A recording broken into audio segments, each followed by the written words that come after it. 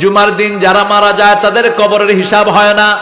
রমজানে মারা গেলেও কবরের হিসাব মাফ নাই, কিন্তু জুমার দিন যারা মারা যায় তাদের কবরের হিসাব মাফ করে দিবেন কে?